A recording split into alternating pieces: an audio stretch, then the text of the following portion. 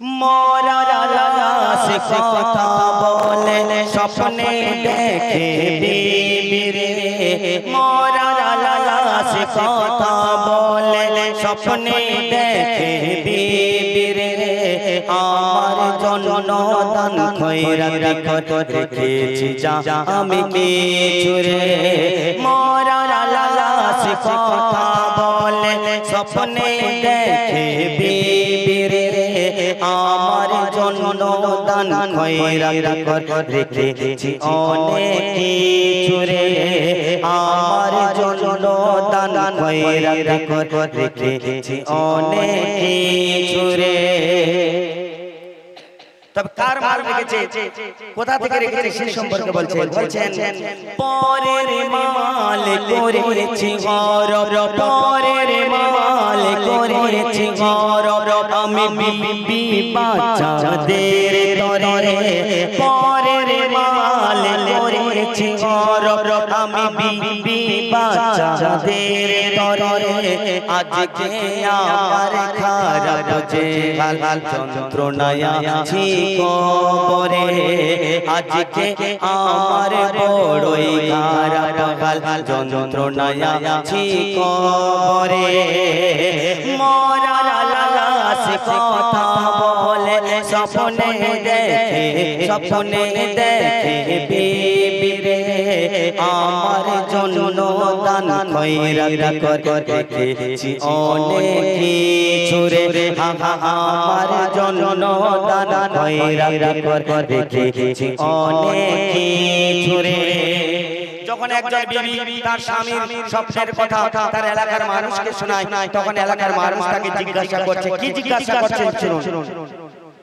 স্বপ্নের কথা শুনে সবাই শুধায় তার বিবিকে, স্বপ্নের কথা শুনে সবাই শুধায় তার বিবিকে। কি বলছে?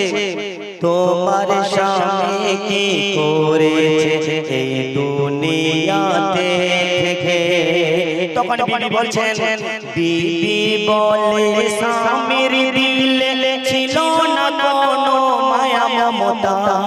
বিবি বলে স্বামীর দিলে ছিল না কোনো মায়া মমতা।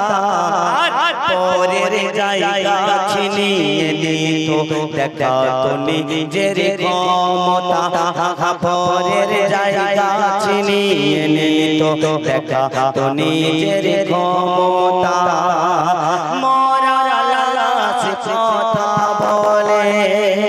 কখনো দেখবেন গ্রামের মানুষ, গ্রামের কোনো মানুষ যদি বড় জমিদার থাকে, গ্রামের মানুষ যদি কোনো মস্তান থাকে, দেখবেন আপনার জায়গা দখল করে নেয়, সেই মানুষ অত্যাচারী হয়। তার বিবি তাই বলছেন, ছিল সে একই অত্যাচারী, ছিল সে একই অত্যাচারী, খুদার তো এক পাশান।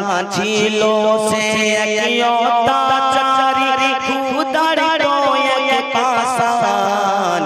আর করতো না সে গরিব দুঃখীকে এক টাকাও দান। করতো না সে গরিব দুঃখীকে এক টাকাও দান। মরার লাশ কথা বলে, মরার লাশ কথা বলে স্বপ্নে দেখে বিবি রে, বলছেন আমার জন্য দান খয়রাত করে রেখেছি আমি যাও রে। মরার লাশ কথা বলে। তারপর অতি সুন্দর কথা শুনুন। সেই ব্যক্তিটা সুদে টাকা হারাতো। সুদ কাকে দিত? গরিব মানুষ। গরিব মানুষ এসে বলতো, আমার মেয়ের বিয়ে হয়নি, আমাকে কিছু টাকা দেন। তো সেই টাকা দিত কত? 100 টাকার বদলে 10 টাকা দিত। সেই মানুষ যখন তার টাকা শোধ করতে পারতো না, তখন কি করতো সেই সম্পর্কে কই বলছেন শুনুন। সুদের টাকা রসিদ পাকা, সুদের টাকা রসিদ পাকা করে দিত সবারে। আর সময় না দিতে পারলে নিত ঘর বাড়ি কেড়ে।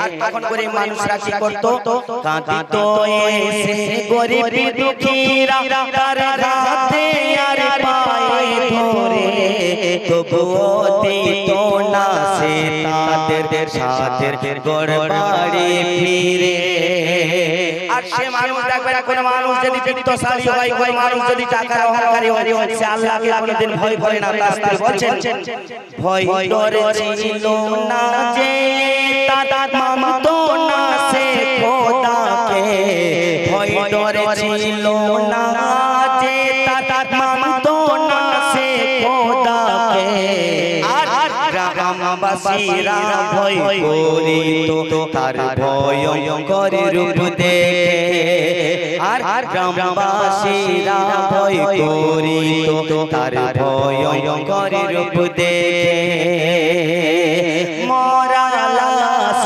কথা বলে স্বপ্নে দেখে বিবিরে আমার জন্য দান খয়রাত রেখেছি অনেক কিছু রে মরা লাশ কথা বলে তো শেষ সন্দেহে কবি বলছেন যখন কোন সুদখোর ব্যক্তি অত্যাধিক সুদ খেয়ে মোটা হয়ে যায় অল্প বয়সে সেটা করে চলে যায় নাকি না টপকে যায় না যদিও খারাপ ভাষা লাগছে মরে যায় নাকি না তো সেই সম্পর্কে বলছে শুনুন কারণ কেউ সুদখোর আছে যদি সে বলে তুই নাম বেটা তুই যাও আমি ঈদ মারবো মাথায় সেরকম ব্যাপার না লেখাটা এরকম শুনুন সুদের টাকা আদায় করিতে এক চাষের বাড়িতে গেল সুদের টাকা আদায় করিতে এক চাষের বাড়িতে গেল আর তখন হঠাৎ এক বিষধর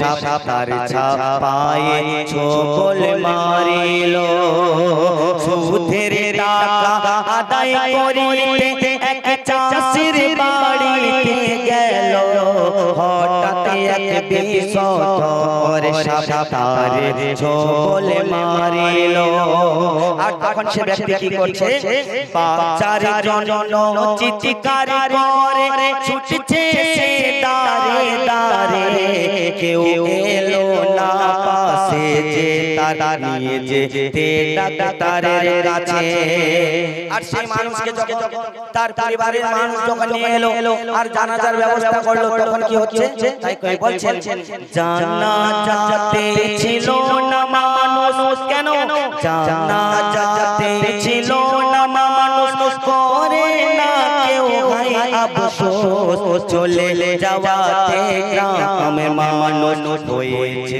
তখন অনেক গ্রামে যে জোর জবরদস্তি দেখায় মস্তান মানুষ মরে গেলে গ্রামের মানুষ খুশ হয় না হয় না কাকা খুশ হয় তো তাই বলছেন চলে যাওয়াতে গ্রামের মানুষ হয়েছে তখন অনেক মরা লাশ কথা বলে সর্বশেষ সন্দেহে কবির নাম শুনবেন আর সেই বিত্তশালী ব্যক্তির স্ত্রীটা কি করলো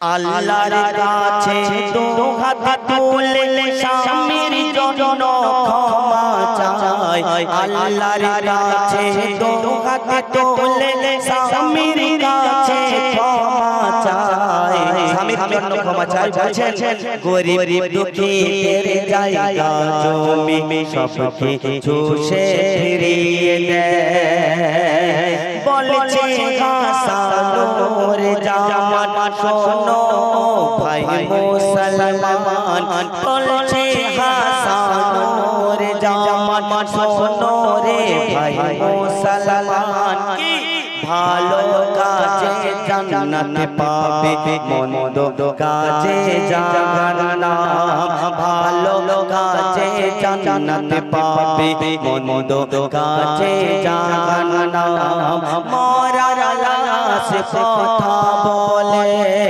স্বপ্নে দেখে বিবিরে যাকে ছুঁড়ে খেয়েছি আমি দান করো আমার তরে তো শেষ করলাম আমি 2 মিনিট